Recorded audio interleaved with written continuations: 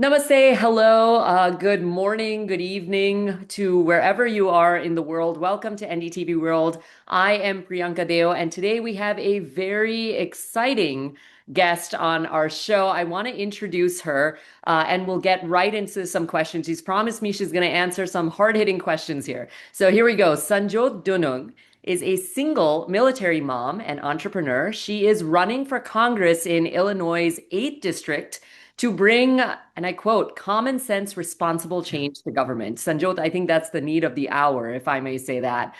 Tired of chaos and not afraid to challenge the status quo, she champions real solutions that lower cost, that protect freedoms, that support families and communities, and also ensure a pro-legal immigration reform. She is also a very successful small business owner.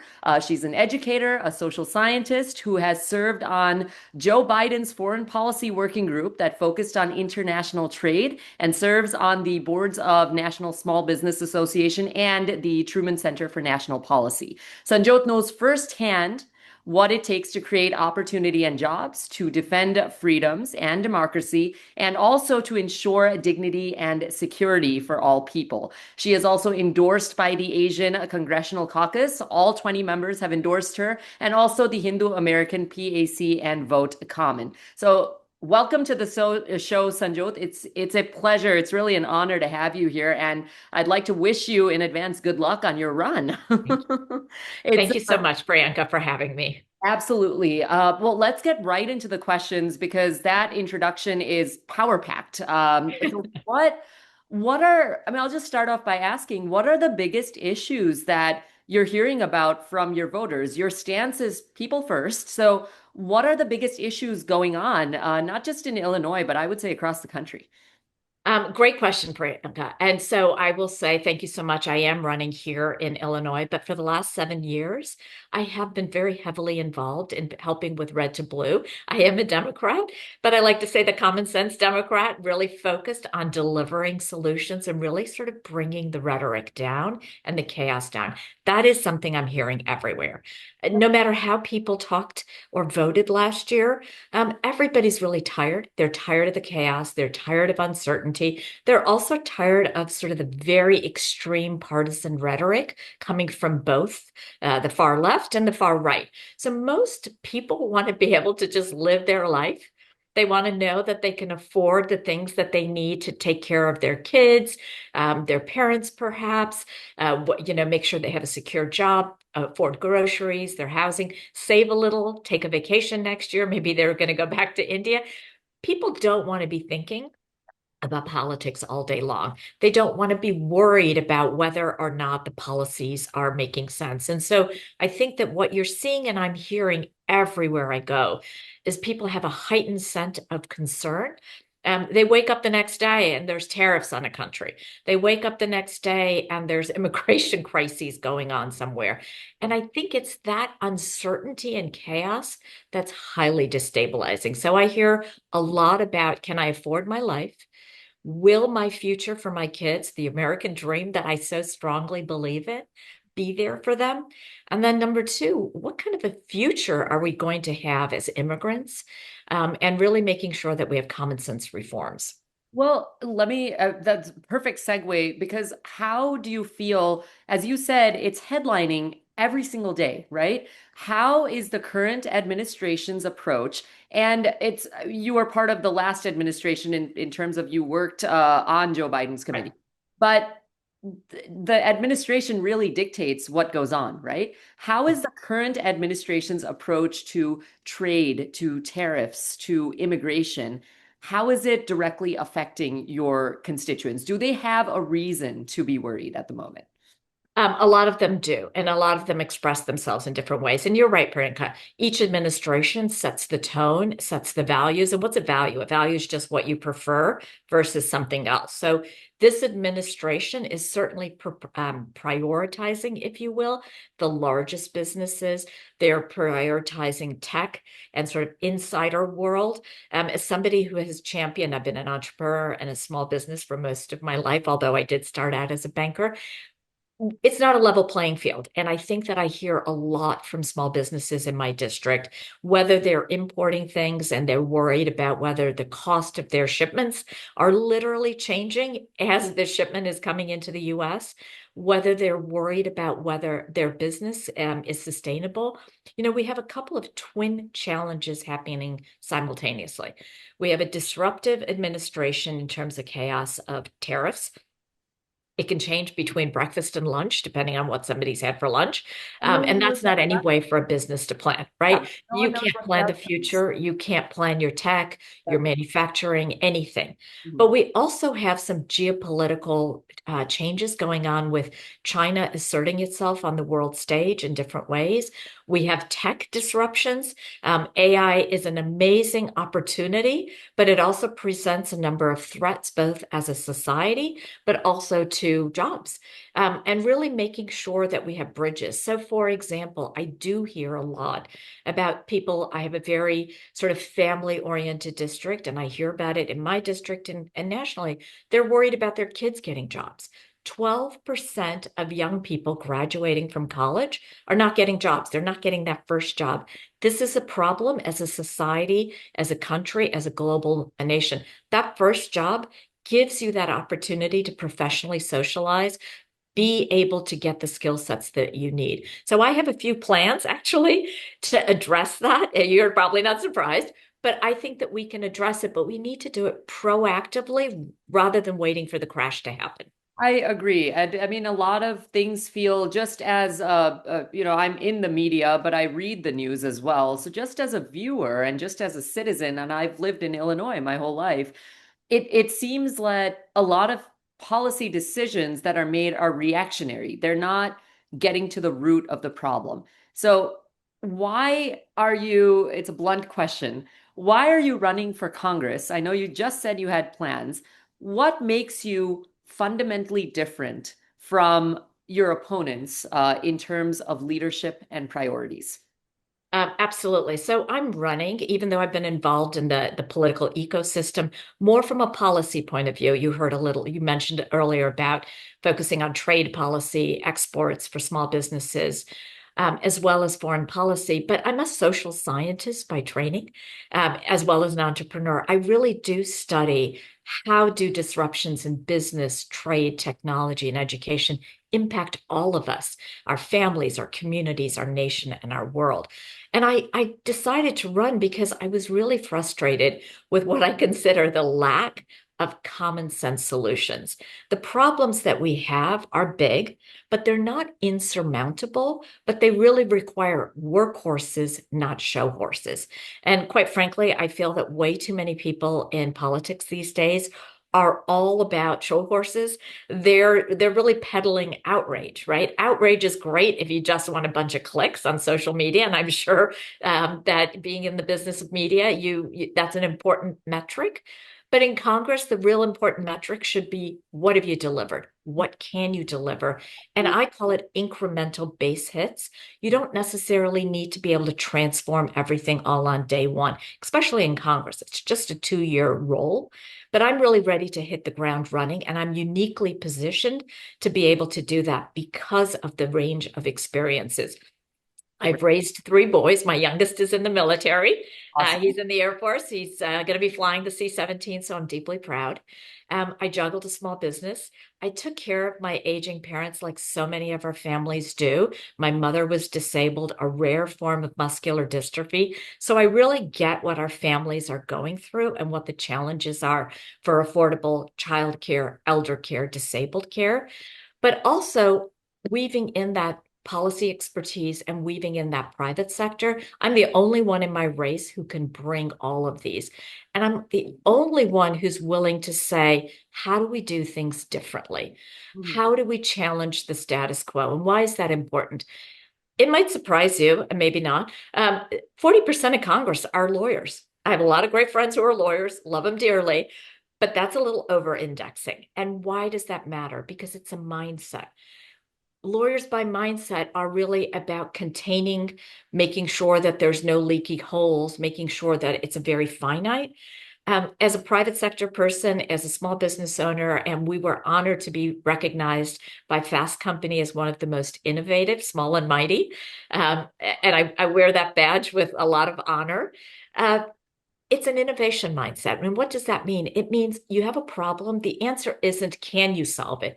The answer is, how do we solve it? And that's the mindset we lack in Congress. None of my opponents bring that to the table. And quite frankly, most candidates in most races don't. And that's the uniqueness that I can deliver. Yeah. Well, first of all, please thank your son on all of our behalves Thank for you. his service. I'm sure you're very proud. Uh, Yes, but let's take an example of what you're saying. There's a lot of, especially in Illinois, there's a lot of Indian-owned businesses, yes, gas stations, motels, franchisees, IT contractors, right? They're struggling these days, especially with crime, with labor shortage, with rising costs that seem to rise every single day. Uh, right.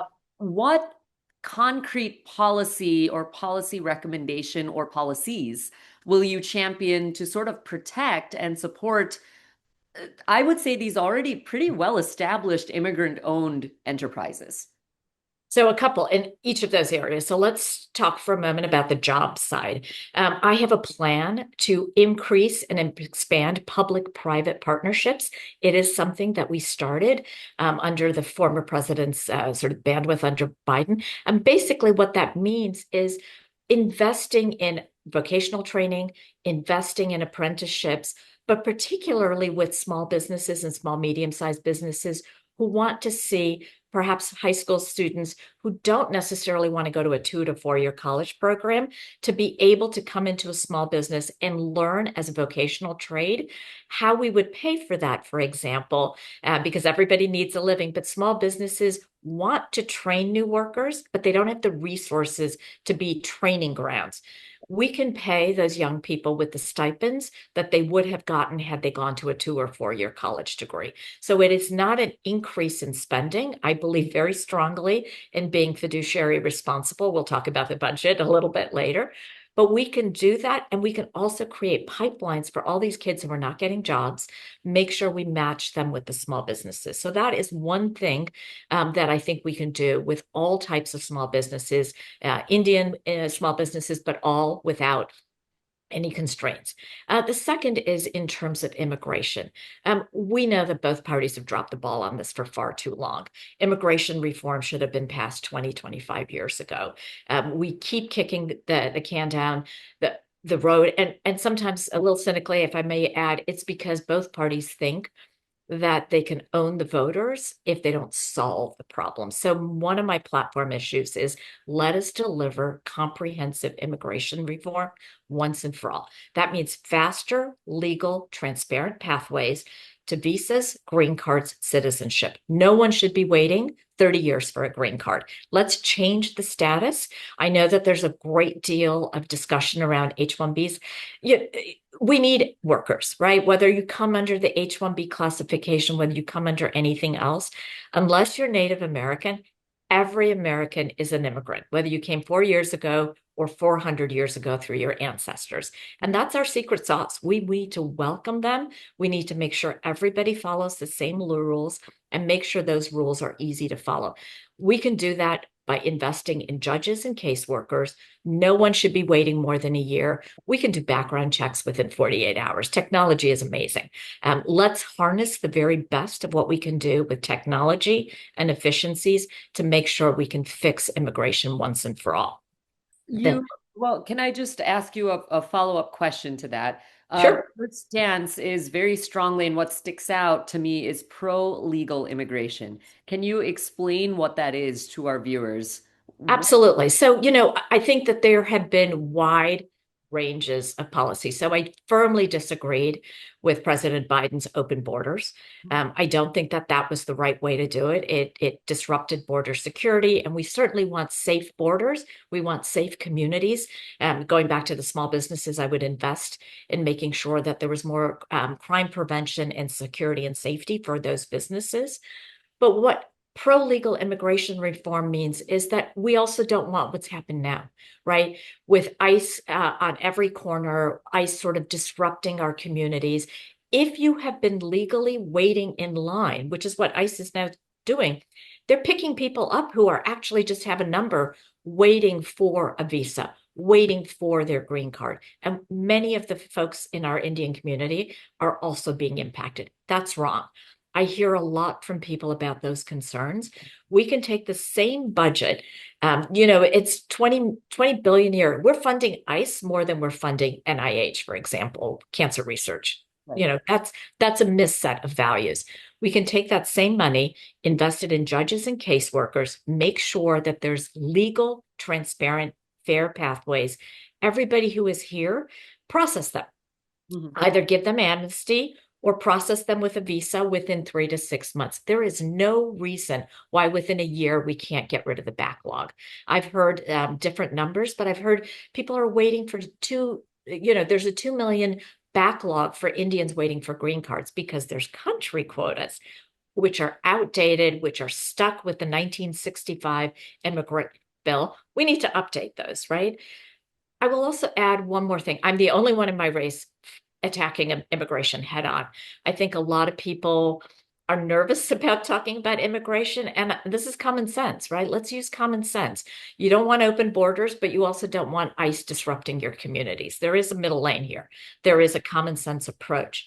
And on my last note about immigration, and this is something I talk about in our community because we have a lot of older people, for a population to replenish itself, you need 2.2 children per family.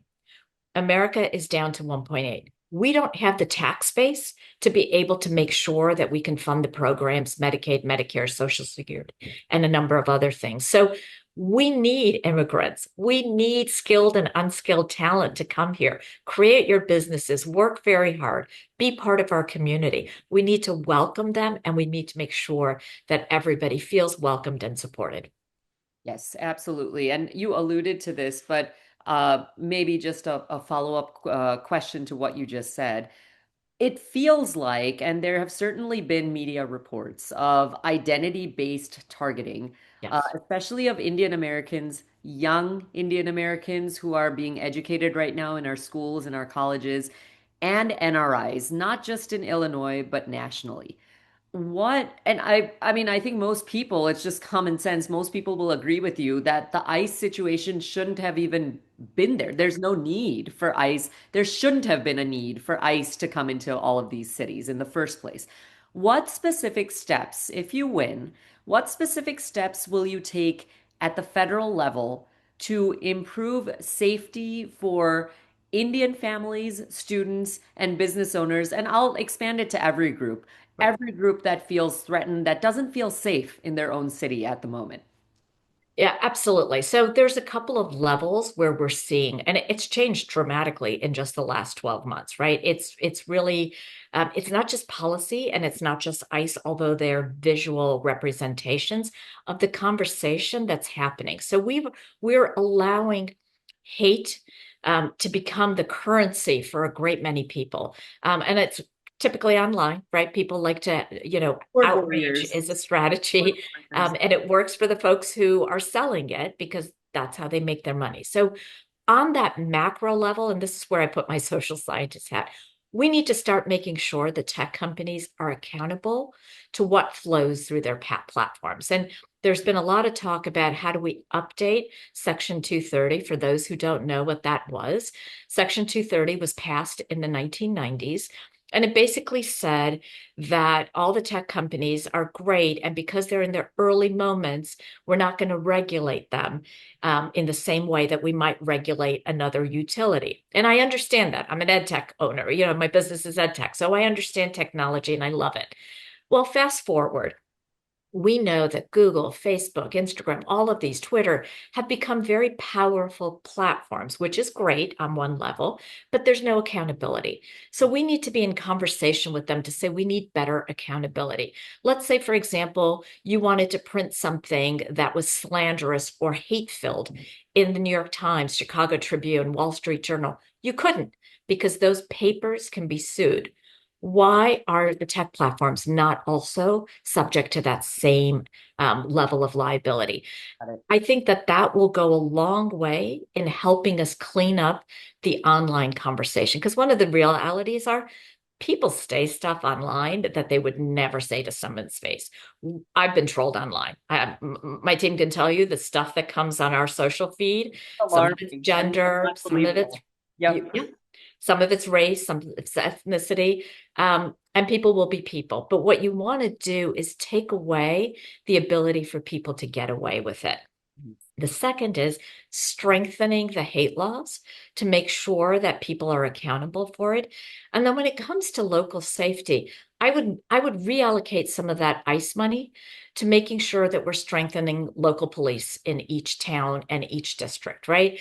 We're paying a $50,000 bonus, taxpayers, by the way, to new ICE recruits. Why are we not paying that 50,000 to our local police departments for doing a good job and strengthening them with understanding how to identify hate crimes, how to work more effectively with communities from all different cultural backgrounds, languages, ethnicities, and religions, so that they can be better allies in protecting our businesses and protecting our homes. So I disagree with how this current administration has chosen to allocate its resources. With that being said, the many Indian American families, I mean, I've had a few approach me as well, just on a personal level, but many Indian American families feel that their children, and you had an ed tech company you mentioned, so you Right, might relate to this. They face inconsistencies in DEI policies, right, in college admissions, and sometimes even at this point, whether it's online or even in person, bullying for their right. identity and their faith. Now, to me, I have been able to travel to India and back, even when I was young. So I did have the exposure to India. But my daughter, for example, is growing up in Illinois. She will only go maybe once a year, maybe, to India to visit her grandparents and come back. So my identity, I guess, or my formed identity will be a different version than her identity, right? Even if we follow the same faith. What is your plan to ensure fairness, equal treatment in schools and universities, and also to make sure that, as you said before, I think people are nervous to talk about issues because they're afraid of being bullied. So you can imagine our children and our minors in our communities. How will you ensure, or at least try to ensure, equal treatment? Stop bullying, get at its root cause that bullying someone for their faith or their identity is not okay. What's your plan to sort of ensure this fairness and equal treatment in schools and make sure that bullying, things like that, whether it's cyberbullying in person, it doesn't happen? Absolutely. And I've been part of sort of education reform and talking about this from a cultural anthropologist hat for many A years. mother. I mean, you have three sons yourself. Yes, So, exactly. Um, I think that what we need to also recognize is that the way the current DEI framework was set up, it inadvertently, well intentioned, but it created a hierarchy of minorities. And Asians were at the bottom of that hierarchy, and it wasn't working, whether it was for college admissions, whether it was just access to government contracts. For example, my firm was also has a GSA schedule, and we're in that space. So I know exactly how government contracting works or how difficult it is. I think the better approach, and I distinguish the two between visible characteristics, which is our gender, our race, the things that you can see, and invisible characteristics, which are how we think. Maybe our religious preferences are not so evident, our values. We need to focus on our invisible characteristics a little bit more. I liken it a bit to an iceberg, for example. When you see an iceberg, you just see about 10%. It's the part that's coming above, 90% is below. And so the things that are actually in need of help are socioeconomic. You don't know somebody's bank account. And I think that if we start thinking about how to elevate people who may be socioeconomically disadvantaged, maybe they're first in their family to go to college, maybe they come from Maybe they came here, they weren't very well off, but they worked very hard. So their families don't necessarily have the resources. And by the way, we have a lot of those in our Indian community. You certainly hear about the wonderful tech successes, and bravo to all of them. But there are also a great many members of our Indian community who are not necessarily in that income stream and who are struggling, who need the Medicaid, who need SNAP, who need a number of those different things. So if we change the criteria, it begins to help. So we certainly want diversity by all characteristics, but it shouldn't be the lead quality. Indians by default, we tend to do better when we stick to merit-based, right? We are most immigrant communities, hardworking, education, parents exert a great deal of influence on their children. Perhaps there's a lot of faith, whichever faith you might be part of. We want to champion what people do well. So I talk a lot about family, community, and faith, and really making sure that we strengthen those. What can we do federally to be able to do that? I think we can put a lot more resources in community development, right? These are the kinds of line item grants that help strengthen families, and it also helps strengthen the different approaches that people might want to do. I believe that we do need freedom of religion. America's all about secularism. So every faith should feel welcome. Everybody should be able to practice their faith without any concerns, without any limitations. But we don't want it in the school, and we don't want it in our government, and we certainly don't want it in our laws. So to go back to your question for a moment about DEI, I think what we're ready for is the next version.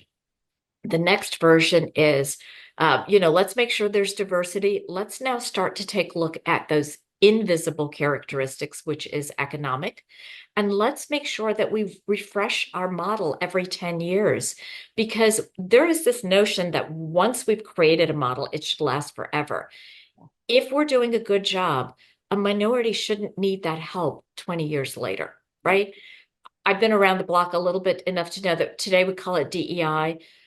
15 years ago, we called it multicultural. I'm sure in 15 years from now, there'll be another number or another name. The real question is, why haven't we solved the problem, right? Why haven't we solved? What are the structural issues that we need to be able to address? US-India relations, when we're talking about structural issues, Yes. US-India relations they're actually at a historic high. I mean, US-India have never had better relations, and you see it between the two leaders of the two countries, between Trump and Modi. They hug every time they meet. What is your vision for, I know we have an ongoing trade deal. We're all kind of awaiting the results of what the outcome of trade negotiations are right now. But what is your vision for strengthening this partnership, US-India partnership, especially, and you mentioned it a little bit before, but in AI, in technology, in Right. trade, which is what the talk of the hour is, and also in defense? Absolutely. So I think that India and the US have always had much in common. Um, very strong democracies, very strong secular democracies, even though there's dominant religions in both. So there is much to be proud of and a lot of shared values. I would like to see less erratic policies, to be honest with you, about trade. You can have friendly conversations with your friends to say, we want some adjustments. We need some adjustments in how you might be buying oil or how you do trade or tech. But those should be done in a constructive way to make sure everybody is building forward, especially when we're looking to India, for example, to be a counterweight to some of the manufacturing and supply chain development to counter the concerns about China trying to impose their world order on the world. We do believe strongly in a democratic, secular world order. And so we want to make sure that we champion other countries and allies who do the same. So I'd like to see more mutual respect on those issues, making sure that we're coordinated on supply chain, manufacturing. We continue to share, defense and national security. There's always been part of that sharing of information with India, Canada, the UK, and Australia. I would like to see that continued. There are a lot of new realignments in Asia. We don't know what, for example, China is going to do with Taiwan. So that is one disruption. And, as a military mom, I'm deeply proud of my son. I believe in a strong defense, but I'd love world peace because the last thing I want to do is see my son actually having to fight in a war. So this is personal. I have skin in the game. And I think that changes the conversation, by the way, because I'm the only one in my race with skin in the game as a family member. But I would also like to say that we're seeing disruptions with technology. I would like to see for AI and tech a global conversation, not just a national one. AI is amazing, but we need some guardrails. And it can be done under WTO, which is the World Trade Organization. There are some umbrellas at the UN. It just means that civil countries that have peaceful relationships will agree to some frameworks, and then their governments can then police outside of that. We don't want AI to be impersonating national leaders. We don't want AI to be peddling threats of hate in different ways, right? So we need to just sort of say what's an acceptable way for the agent level, and make sure that everybody agrees to that. So I would encourage those kinds of dialogues. As a member of Congress, I would actually vote to have some of those policies put into congressional record to say that we need a global and a national framework. Right. Um, this is now, let's go to your campaign. I know you're campaigning very Yes. hard. It's a very successful campaign, might I add. So Thank you. all the best to you. Uh, can I ask may I ask an honest question? Absolutely. Uh, Indian Americans, and I've heard this personally as well, they often feel that politicians remember them only during an election season, just because it's a known fact that Indian Americans earn well above the average. They're among the most educated minority groups in the United States. So they have a lot of donation money, to put it in blunt words. How will you maintain consistent engagement with the Indian American community once elected? And I would say, what message do you have not only for young Indian Americans, but just our youth, because they're the ones getting exposed to AI, to all of the stuff that you talked about? What sort of message do you have for perhaps our young voters, or maybe even young people getting into the workforce who are interested or who want to enter public service? Great question. And you are absolutely happy to answer a candid one. And it is one, right? We do know this. Um, for a variety of factors, Indians throughout the US have not been as involved in politics. I hear a wide range of reasons. Some people will say, well, it's the first generation, so people are much more focused on pocketbook issues, settling, making sure that they're grounded and they have their community. And I would say, bravo, we've done a great job on that. Yep. We're over indexed in success, so that is a terrific place to celebrate. We now need to make sure that that translates to power in DC and also all the way down ballot. So at the very, very local levels. Everything matters in every place, and it comes down to voting.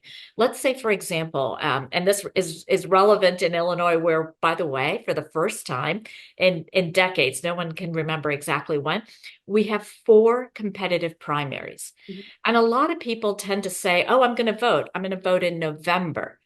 And the answer is no, no. Vote in your primary. Why does this matter? It matters for a number of reasons. Primaries, whether you're a Dem primary or a Republican, because they get very low turnout, the voices that win tend to be the most extreme activists Mhm. rather than the normal, average, everyday neighbors, the common sense solution, for example, that I'm offering. It's the activist, loud voices that win those very small. We need more turnout at the primary. So no matter what state people live in, find out when your local primaries are, Right. whether it's for school board, mayor, state or state senator or house, or federal offices for your Senate or for a congressional.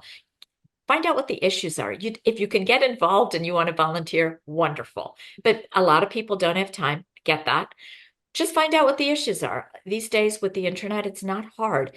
And make sure that you're informed enough to learn, how do I vote? When do I get registered? There's some mechanics, right? Make sure you have that opportunity. So certainly in Illinois 8, I hope to persuade people that I have the best platform, that I have the most unique perspective of lived private sector and policy experience.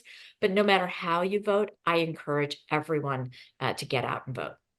Yeah. And what message do you have for our young people? Because I know Illinois Yes. especially is historically low in terms of young people coming out for primaries, for local elections and voting. It is maybe because I guess maybe a presidential election is very heavy in terms of media.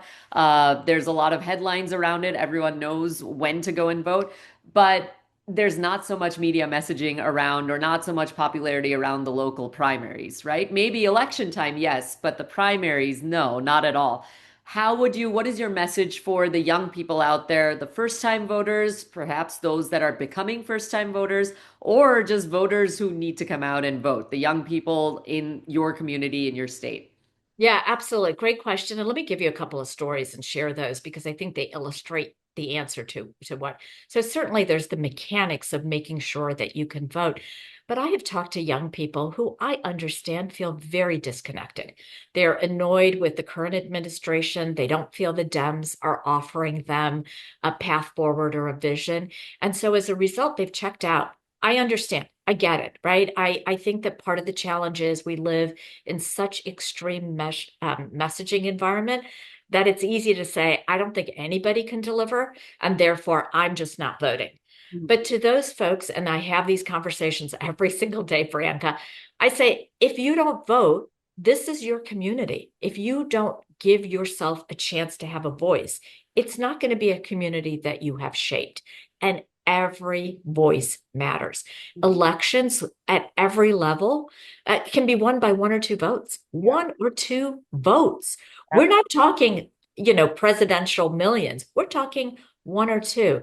And I think that what I've been able to do with a lot of young people is help them understand that they do have a voice. And if they don't agree with the extreme voices that are out there, exercise your opportunity to show your voice. Go and vote. Learn who are the candidates. I'm very deeply touched and honored to have a bunch of young volunteers who have sought us out because they want this common sense lane, because they are tired of the rhetoric and they want deliverable solutions. I'm not promising them that I'm going to revolutionize the world. There are people who peddle in outrage and things like that. But what they see from me, and this is something I believe, is I can deliver on incremental base hits. And I think that more young people want to know, can you deliver? What will you deliver? And how will you make my life better? So the public-private partnership that I mentioned earlier, vocational training, a lot of people really appreciate that because they're worried, where will I have a job? I Yeah. talk a lot about changing the poverty level standards. It's dated from like 1963. Let's bring it up to date in 2025 so you can get married, have a family, be able to afford childcare, housing, groceries, transportation. This is what I'm hearing from young people. I'm worried about how I can afford a house. Yeah. I have some ideas on how to be able to do that tangibly. That's what they want to hear and they want to know. So, to any young person who's listening to this, um, know your voice matters. You may think it doesn't online, but it does. And you might be the deciding vote in any election in your primary. That's great, great messaging for young people, especially not just in America, but I would say around the world. Your voice does matter. And Excellent. you're absolutely right. In local elections, it's down to the wire on one or two votes most of the time. So thank you so much, Sanjot, for your time. I know you're very busy in your campaign. We hope to talk to you again at NDTV to see how you're doing and how your campaign is going. But thank you so much for coming. Viewers, thank you for watching NDTV Thank World. you for having me. Tuned and subscribe for more. Thank you, Sanjot, and good luck, and we'll see you soon. Thank you so much. And I'd be happy to come back anytime. I enjoyed our conversation. Until next time, this is Priyanka Deo for NDTV World signing off. Namaste.